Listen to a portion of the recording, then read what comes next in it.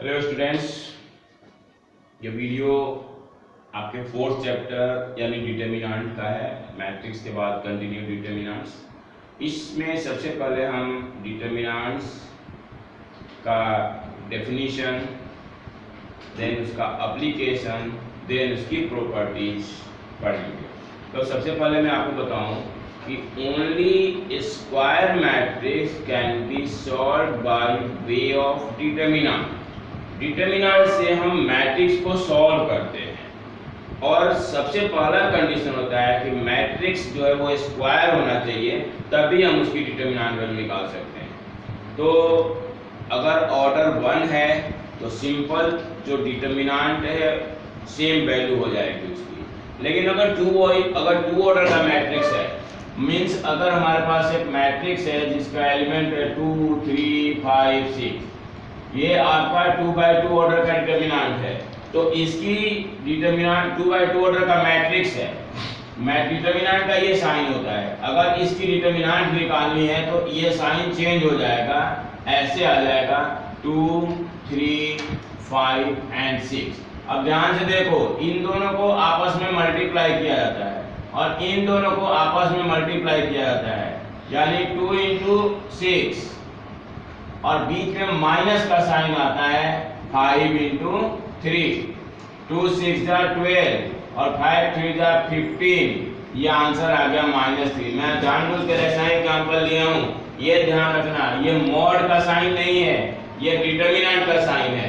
इसका answer negative में भी आ सकता है, पॉजिटिव में भी आ सकता है और जीरो भी आ सकता है। There is no issue. तो ये 2x2 ऑर्डर का मैट्रिक्स है, उसकी हमने डिटर्मिनेंट वैल्यू निकालने से। अगर हमारे पास 3x3 ऑर्डर का मैट्रिक्स है, मींस मान लो कि हमारे पास एक मैट्रिक्स है B,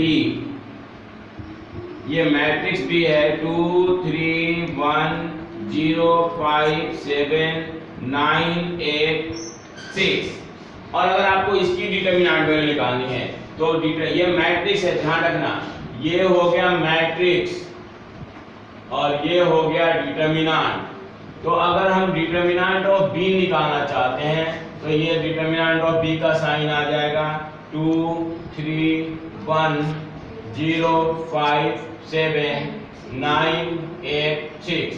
अब देखो हम इसको एक्सपेंड करते हैं, तो फिर मैं आपको याद दिलाऊंगा, हमारे एलिमेंट्स रिप्रेजेंट होता था Aij से, तो Aij, तो इस तरह से ये है A11, ये है A12, A13, A21, A22, A23। तो जो ऑर्डर है, जो पोजीशन है एलिमेंट का, उसमें I प्लस J, अगर I प्लस J हमारा ऑड आ रहा है तो साइन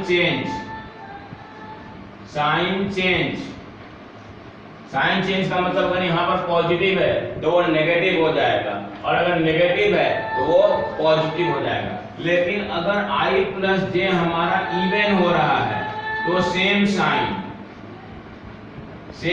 का मतलब अगर यहाँ पॉजिटिव है तो वो पॉजिटिव रहेगा, अगर यहाँ नेगेटिव है तो वो हमारा नेगेटिव रहेगा। तो ये आपको ध्यान रखना है, इस चीज का एप्लीकेशन है, ये नोट रखना माइंड में बिल्कुल।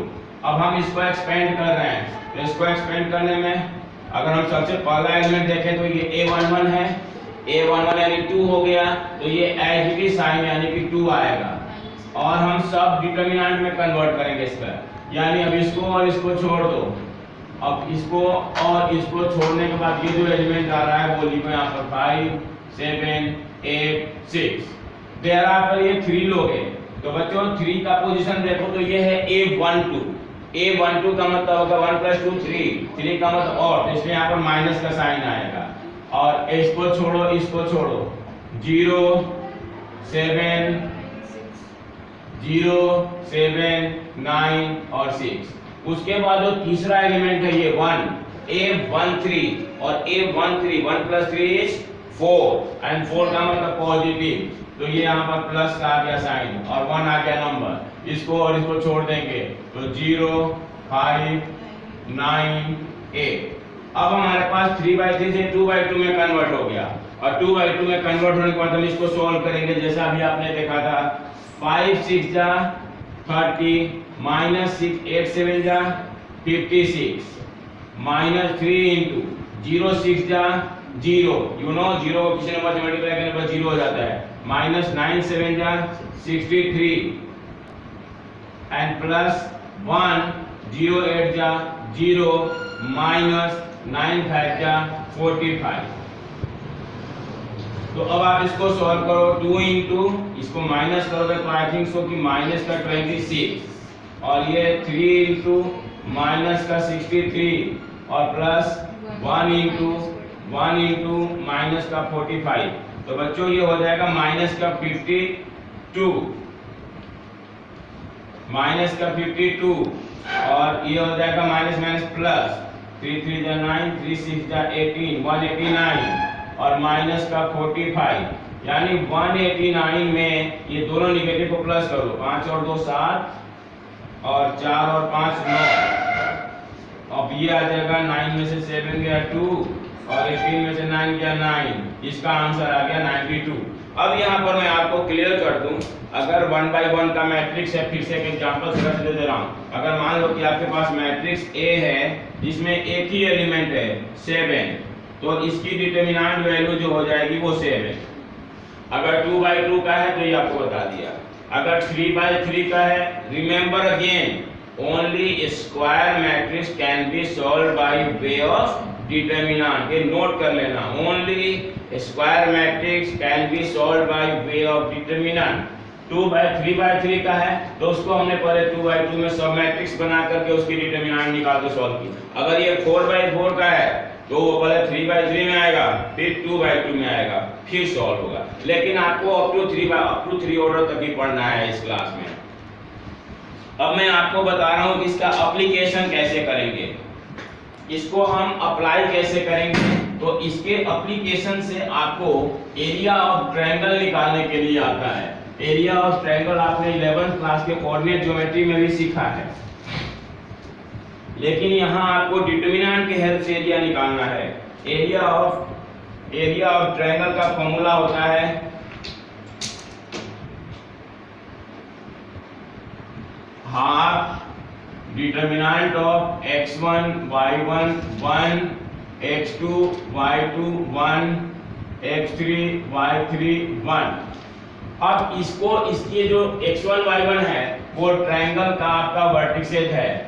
ये ट्रायंगल है A, B और C, इसका वर्टेक्स है x1 y1, इसका है x2 y2 और इसका है x3 y3। तो स्टूडेंट्स आपके पास एक ट्रायंगल गिवन होगा जिसके तीनों वर्टिसेस गिवन होगा और तीनों वर्टिसेस की वैल्यू इसमें पुट करोगे और इसके डिटरमिनेंट को एक्सपेंड करोगे। इसकी डिटरमिनेंट एक्सपेंड करोगे, जो आंसर आएगा वो नेगेटिव में भी अगर आता है तो हमें उसे पॉजिटिव कंसीडर करना पड़ेगा, क्योंकि एरिया किसी का नेगेटिव में नहीं हो सकता है। सेकंड थिंग, एरिया का स्क्वायर यूनिट होता है, इस एरिया का यूनिट होता है स्क्वायर यूनिट। तो जो भी आंसर आएगा उसमें आपको स्क्वायर यूनिट लिखना होता है। हाँ, इसका आंसर जो आएगा उसका स्क्वायर यूनिट लिखना होगा। नंबर 2, अगर मान लो कि किसी पॉइंट अगर आपको दे रखा है और अगर उसका एरिया 0 आ गया तो समझ लो कि जो तीनों पॉइंट है वो कोलिनियर है। If x1 y1 1 x2 y2 1 x3 y3 1 is equal to 0, then the points A x1 y1, B x2 y2 and C x3 y3 are collinear। तो ये दोनों प्रॉपर्टीज का, दोनों कॉन्सेप्ट का यूज करके आपका जो क्वेश्चन हो जाएगा वो एक्सरसाइज 4.1 की अगर हम बात करें पहले तो 4.1 के क्वेश्चन हो जाएंगे आपसे। इसमें सिंपली कुछ नहीं करना है, आपको डिटरमिनेंट इवैल्यूएट करना है और कुछ वेरीफाई करना है। एक चीज और मैं आपको क्लियर कर दूं, हमने मैट्रिक्स में पढ़ा था कि दो मैट्रिक्स अगर इक्वल है तो उनके कोरेस्पॉन्डिंग इक्वल एलिमेंट इक्वल हो जाता था, लेकिन डिटरमिनेंट में ऐसा नहीं होता है। डिटरमिनेंट में हमें लेफ्ट और राइट को दोनों को अलग अलग सॉल्व करना होता है, अब फिर दोनों से हम उसके वैल्यू जो वेरिएबल होता है उसकी वैल्यू निकलती है। तो आपका 4.1 हो जाएगा और 4.3 हो जाएगा। 4.1 एंड 4.3 ये दोनों कॉन्सेप्ट के ऊपर है। एक और चीज मैं आपको क्लियर कर दूं, अगर आपको एरिया गिवन है, आप एरिया निकालते हो, अगर निगेटिव आता है तो हम उसको पॉजिटिव कंसीडर कर लेते हैं, लेकिन अगर एरिया आपको गिवन है और कोई मिसिंग वैल्यू निकालनी है तो उस सिचुएशन में हम एरिया को एक बार निगेटिव भी कंसीडर करते हैं, एक बार पॉजिटिव भी कंसीडर करते हैं। आप एग्जांपल्स भी करना, क्योंकि इसमें एक एग्जांपल नंबर 18 में प्लस और माइनस दोनों यूज किया गया है, इसमें आपको क्लियर कर दिया। आप एग्जांपल भी करोगे, उसके बाद आपका 4.1 और 4.3 हो जाएगा। उसके बाद मैं आपको प्रॉपर्टीज ऑफ डिटरमिनेंट बताने जा रहा हूँ। तो अब मैं आपको प्रॉपर्टी ऑफ डिटरमिनेंट बता रहा हूँ। आपको क्लियर कर दूं कि एक क्वेश्चन इसे कंफर्म आता है पेपर में, बोर्ड में, डिटरमिनेंट के प्रॉपर्टीज के ऊपर 101% आपका एक क्वेश्चन आना ही आना है 4 मार्क्स में। तो मैं आपको पहले एक एक प्रॉपर्टीज बता रहा हूँ और साथ में उसको बता दूं, जब मैं प्रॉपर्टीज मेरा पढ़ना तो वहाँ एग्जाम्पल बुक खोल करके देखना, हर प्रॉपर्टीज के विषय में आपको नीचे एक्सप्लेनेशन दिया हुआ है एग्जाम्पल के तौर पर। सबसे पहली प्रॉपर्टीज है जो इस बुक में नहीं दिया हुआ, मैं आपको बताऊं। अगर किसी पर्टिकुलर रो या पर्टिकुलर एलिमेंट, पर्टिकुलर रो या पर्टिकुलर कॉलम का ईच एलिमेंट 0 होता है तो उसकी डिटरमिनेंट वैल्यू 0 होती है, क्योंकि अभी आपने एक्सपेंशन में देखा कि हम एक पर्टिकुलर रो या पर्टिकुलर कॉलम के लॉन्ग एक्सपेंड करते हैं, तो 0 से किसी भी नंबर को मल्टीप्लाई करने पर 0 हो जाता है। अब हम बुक की प्रॉपर्टीज की बात करें तो प्रॉपर्टीज नंबर 1 आपका है कि the value of determinant remain unchanged if its row and column are interchanged। आपको बता दूं, आपने पिछले चैप्टर में पढ़ा है 3rd में कि रो या कॉलम को इंटरचेंज करते हैं तो हमारा बनता है ट्रांसपोज ऑफ मैट्रिक्स। तो इस प्रॉपर्टी का मतलब होता है कि A की डिटरमिनेंट वैल्यू और A ट्रांसपोज की डिटरमिनेंट वैल्यू सेम होता है। तो ये आपको एग्जांपल दिया हुआ है, एक डिटरमिनेंट लिया, फिर उसको एक्सपेंड कर लिया, फिर उसके बाद रो और कॉलम को इंटरचेंज करा। ध्यान से देखो, जो पहला डिटरमिनेंट है उसका ट्रांसपोज लिया गया है दूसरे में, फिर इसकी डिटरमिनेंट वैल्यू निकाली और वो दोनों सेम आ गया। नीचे आपको रिमार्क्स में भी लिखा हुआ है कि determinant of A and determinant of transpose of A will be same. You can verify this theorem, this property by doing example number 6। चूंकि क्वेश्चन इसमें सॉल्व किया हुआ है इसलिए मैं आपको खुद के करने के लिए छोड़ रहा हूँ। सेकेंड प्रॉपर्टीज है if any two row of a determinant are interchange। वहाँ क्या था, रो को कॉलम में इंटरचेंज कर रहे थे, यानी कि ट्रांसपोज ले रहे थे, लेकिन यहाँ ऐसा नहीं है। यहाँ कोई दो रो आपस में इंटरचेंज हो रहा है, यानी R1 R2 जो एलिमेंट्री ऑपरेशन में करते थे। तो उस सिचुएशन में डिटरमिनेंट वैल्यू तो सेम रहता है, बस साइन जो है चेंज हो जाता है। ये आपको एग्जांपल नंबर 7 से वेरीफाई किया हुआ है। कोई भी पर्टिकुलर रो या कॉलम का आपस मतलब R1 R2 इंटरचेंज कर लिया या C1 C2 इंटरचेंज कर लिया, जब आप करने के बाद उसके डिटरमिनेंट निकालोगे तो पहले वाला अगर पॉजिटिव आ रहा है तो दूसरा वाला आपका नेगेटिव आएगा, पहला नेगेटिव आ रहा है तो दूसरा वाला पॉजिटिव आएगा। अब हम थर्ड की बात करते हैं। If any two row of a column, if any two row और any two column of determinant are same, मतलब कि दो रो या दो कॉलम के एलिमेंट पूरा का पूरा सेम आ गया। जैसे आपको एग्जांपल नंबर 8 दिखा रहा हूं मैं। फर्स्ट रो है आपका 3 2 3, ध्यान से देखो, फर्स्ट रो 3 2 3 और थर्ड रो है 3 2 3, तो दो रो सेम हो गया। या अगर हम कॉलम देखें तो सेकेंड कॉलम है 2 2 2 और थर्ड कॉलम है 3 3 3, ये प्रोपोर्शनल कहलाएगा। तो दो रो या दो कॉलम अगर इक्वल है या आइडेंटिकल है, आइडेंटिकल का मतलब अगर कुछ कॉमन ले उसके बाद वो सेम हो जाए, और इक्वल का मतलब पहले ही से सेम हो। हाँ नहीं, इक्वल है तो इक्वल है। अगर मान लो कि एक 2 2 2 है, कॉमन है 1 1 आ जाएगा, एक 3 3 3 है, वहाँ कॉमन है 3, तो वहाँ भी 1 1 1 आ जाएगा, तो ये आइडेंटिकल कहलाता है। तो कोई भी दो रो या दो कॉलम इक्वल या आइडेंटिकल हो तो उसकी डिटरमिनेंट वैल्यू 0 आ जाती है। ये एग्जांपल में सॉल्व किया हुआ है, इस एग्जांपल को आप करके चेक करना। इसको देखोगे दोनों सिचुएशन में आपका आंसर आ जाएगा। आपकी प्रॉपर्टी नंबर 4 है, बुक में आप लोग कॉपी में अपने सारी प्रॉपर्टीज लिखोगे और उस प्रॉपर्टीज के बेस पर क्वेश्चंस करोगे, एग्जांपल्स।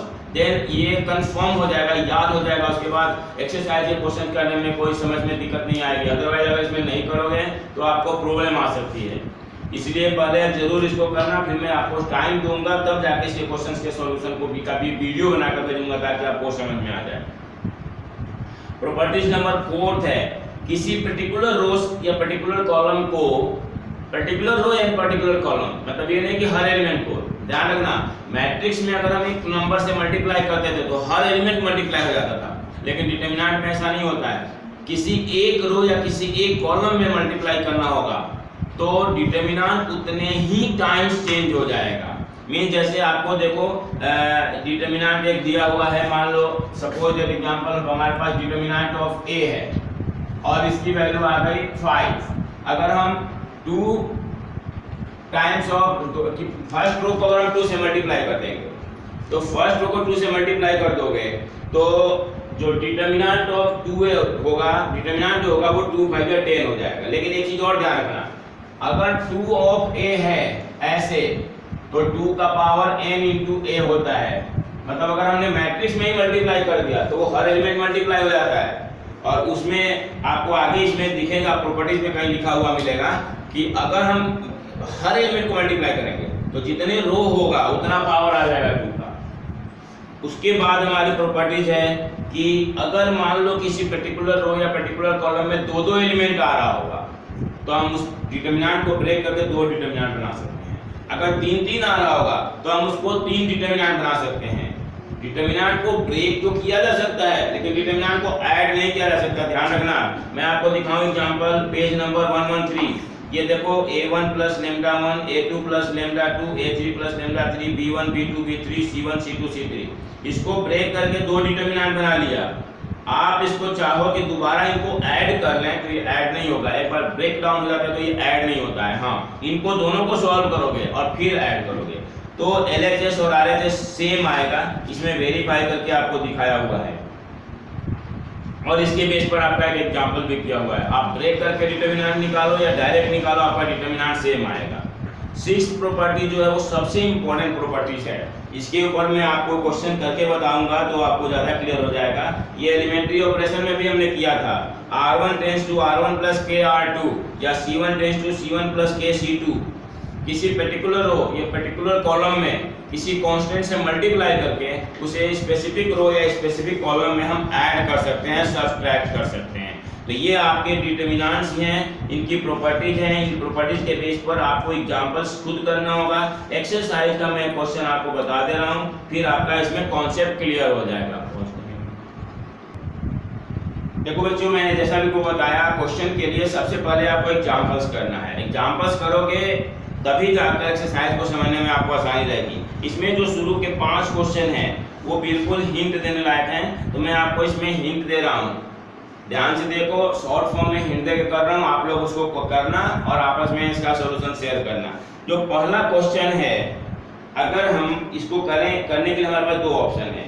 नंबर ऑप्शन 1, इसके डिटरमिनेंट को 2 पार्ट में ब्रेक कर दो, या नंबर 2 ब्रेक कर दो, सबसे आसान रहेगा। जब आप इसको ब्रेक करोगे, LHS लिखोगे, क्वेश्चन लिखोगे, उसके बाद आप जब इसको ब्रेक करोगे तो पहला आएगा आपका x y z a b c x y z और प्लस जो दूसरा डिटरमिनेंट होगा वो होगा x y z a b c। अब ध्यान से देखो, इसमें C1 = C3 है और इसमें C2 = C3 है, तो ये भी 0 हो गया, वो भी 0 हो गया और 0 + 0 0। पहले इसकी पूरी डिटरमिनेंट लिख लेना है यहाँ पर क्वेश्चन। तो ये देखो आपका सीधे 0 आ गया आंसर। अगर हम सेकंड क्वेश्चन की बात करें तो मैं आपको सेकंड में हिंट लिख रहा हूँ। C1 tends to C1 + C2 + C3 करना, C1 tends to C1 + C2 + C3 करके देखना। जैसे ही आप करोगे तो फर्स्ट कॉलम का हर एक एलिमेंट आपका 0 हो जाएगा और हर एक एलिमेंट 0 होने के चलते आपका पूरी की पूरी डिटरमिनेंट वैल्यू 0 आ जाएगी। अगर हम थर्ड क्वेश्चन की बात करें तो थर्ड क्वेश्चन में सबसे पहला स्टेप क्या करना है, मैं यहाँ पर हिंट लिख रहा हूँ। थर्ड में जो क्वेश्चन लिखोगे, क्वेश्चन लोगे LHS, उसके बाद आप सबसे पहला स्टेप क्या करोगे वो मैं आपको बता रहा हूँ। सबसे पहला स्टेप करोगे C3 minus C2, C3 minus C1, C3 minus C1 करोगे और उसके बाद आपका एलिमेंट क्या आएगा, तो C1 तो आपका सेम रहेगा 2